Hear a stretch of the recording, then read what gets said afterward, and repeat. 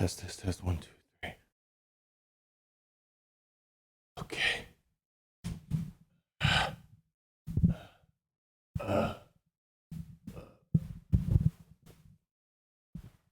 I'm Batman. Oh, guys, I'm kidding. It's me, Cassian. I'm undercover right now. Fooled you again! It's the king of Triple B, and today we're going deep into the bowels of undercover espionage, and we're gonna be showcasing the Cassian Andor Omicron. And after talking about the Omega Omicron, I've been getting a lot of questions. How is Cassian inside this territory with the Omicron? Is it worth getting? And the cool thing is we're gonna show him inside of GOTB as well as Hoth TB and what he has to offer and how he's gonna be more important, I think, for the upcoming TB. So sit down, relax, get dialed in, and let's get undercover. Rachel, where is she? I'm Batman. So now I've already tested out Rogue One with Radis. I'm not crazy about them in territorials. Not as good as, let's say, Rebel Fighters or Commander Luke Skywalker. Let's start rolling some gameplay and showing how does the Omicron affect this team. Does it make it any better? And I want to give a shout out to a lot of these folks. I don't have the Omicron. I'm not going to apply the Omicron anytime soon. But there are some people that are kind of on the fence and they want the resource. I'm going to leave links down below to a lot of individuals. Tripolis. I always butcher them. Tripolisis. One of those two, I'm sure I got the right pronunciation. They have probably the most Andor commentary and gameplay and feedback. So I only took one wave of one of their runs to show you what it looks like. Check them out as well as the other folks that I checked out as well to kind of get more of a balanced perspective of how Cassian Andor is operating. Long story short, as of now, we talked about this with the Omega Omicron a couple days ago. I'm not applying any territory Omicrons right now. I don't need them for Hoth. I don't need them for GOTB. The only ones I think if I wanted to, I'd want to apply one maybe on Rebel Officer, Organa, and Finn, because they do two things. One, they take a leftover team, make them amazing. They make they make TV go by faster, and it's pretty much a guaranteed win. So really, the three-prong analysis: are you taking advantage of like a underused team in the game? Are you making it a lot faster to beat? And is it pretty much guaranteed? Omega didn't quite fit the bill on all those. It made the cam mission pretty much easy, but for normal combat missions, it didn't feel like guaranteed wins. Now, it could make a difference inside the new territory coming around the corner, but Cassian's kind of in a similar boat. I'm not overly impressed by the Andor Omicron. When I do see wins, again, Tripolisis has the most gameplay on Cassian. The wins are like mega sketchy. It kind of feels like my experience of using Radis without the Omicron. It just maybe a little bit less sketch, but it's still very sketchy nonetheless. But what is it doing? We'll come back and kind of, I guess, summarize my thoughts on the whole thing again here. With this Omicron, you might be wondering, why is there Wat Tambor? That's the kicker. Inside of Geonos' territory, man, you're going to disguise yourself as Wat, pretty much maintaining Cassian's unique abilities and his affiliation tags. But he's going to pretty much steal the kit of the Wat Tambor for GOTB, or inside of Lightside Hoth territory battle, he's going to disguise himself as a Snowtrooper Ops elite member and use their kit. But it's interesting how it works, and the main thing that I need to emphasize, because a couple days ago people were like, hey, what do you think of using Cassian Omicron in a Rebel Fighter team? Like, no. You need to have a full Rogue One team. That's problem number one. It needs to be full Rogue One. Maybe it would be cool if he threw it in Rebel Fighters, because he does have a Rebel Fighter tag, but it's the Rogue One tag that needs to be activated for this Omicron here. So at the start of the battle, if all allies are Rogue One, Cassian is going to take a bonus turn. So think of Wat Tambor, for example, and he's going to disguise himself as an enemy character until the end of the battle. So it's just going to depend. It's not like you can copy B2's kit. You can't copy Magna Guard. It's kind of predetermined who you're going to use, but in GOTB, it's going to be Wat Tambor. As you can see right here, I'm sure, I know there's gonna be like one comment being like, hey, well, how did you get Wat Tambor in here? It's really important to know. It's not the real Wat Tambor, it's a fake one. But while he's disguised, he's gonna keep his unique ability, so his groundwork unique ability, and he's gonna keep his alignment light side, and he's gonna be a part of the Rogue One faction to make sure he's getting all the bonuses that the Rogue One tag would offer. But in addition to that disguise, he's also going to have the enemy's alignment and faction. So in this situation, he's going to be a dark side separatist as well. So multiple tags here.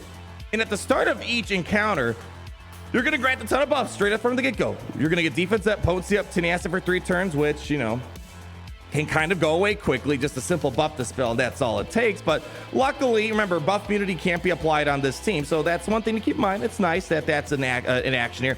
But here's where things get interesting.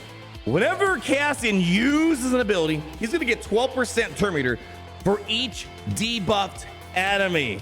And as you're saying, because of Rogue One, there's already a lot of debuffs cooking up on the enemy team. So hypothetically, this guy should be getting a lot of turns.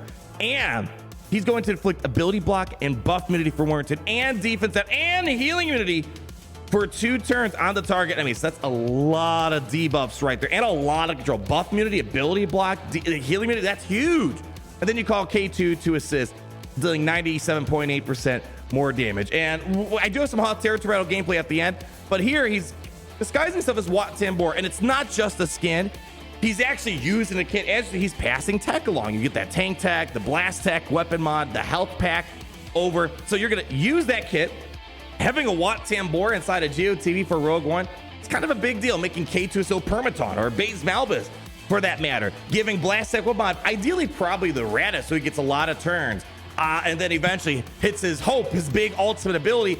The problem that I have is with Radis, you really only can use that ult ability once. Once you use it, you're done. You can't use it again. So if you are going to use that ult ability, it needs to be at the right place at the right time. So ultimately, I guess the general way of phrasing this, at least in GOTB, it's Cassian. He's got his groundwork unique abilities, so he's giving all that protection up to the team. He's giving the extra defense up. He's giving potency up, all that fun stuff.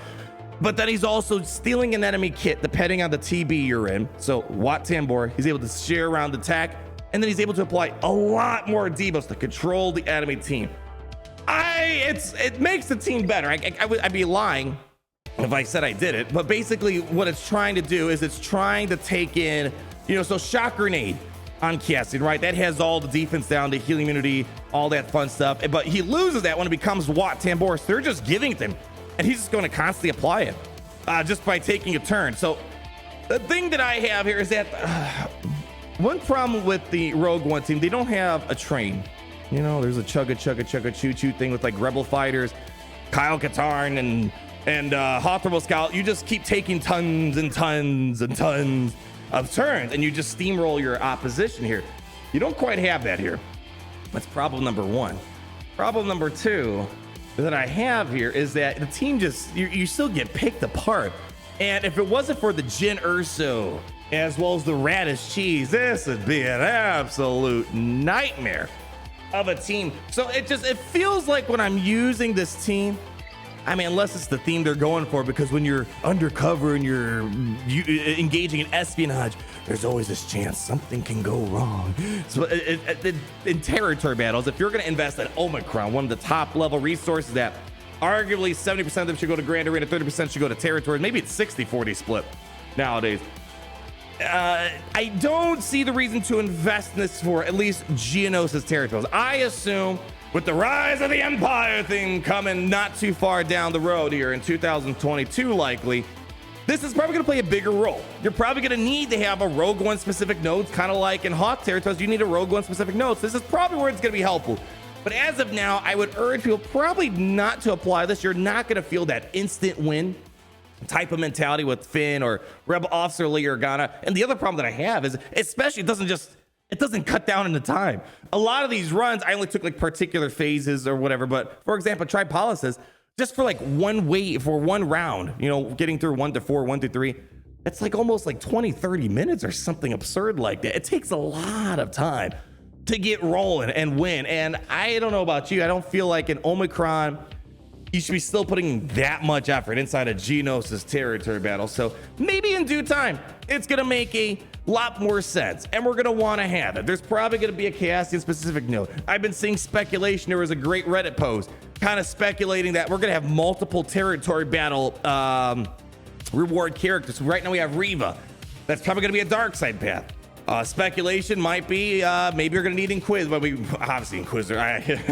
There's one thing we've learned this year: Inquisitors are needed for everything. They're making us gear them up. That's a whole different story. But so maybe Reva's for that.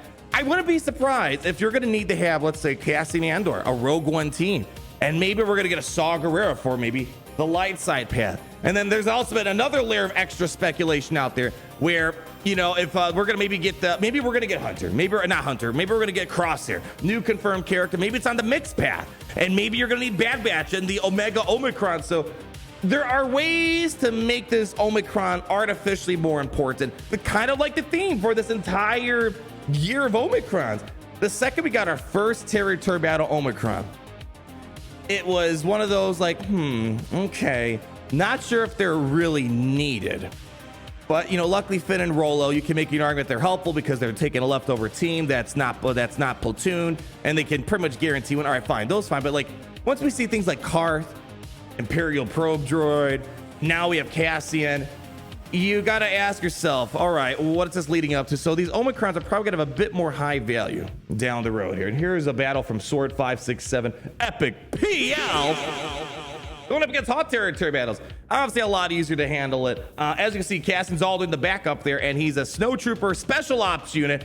And, you know, he's going to still do the same thing. He's got his groundwork unique ability, but he also is going to have the actual kit.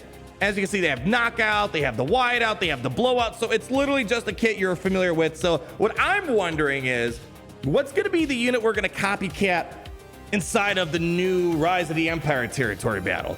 That's going to be interesting. Maybe it's going to be a random stormtrooper.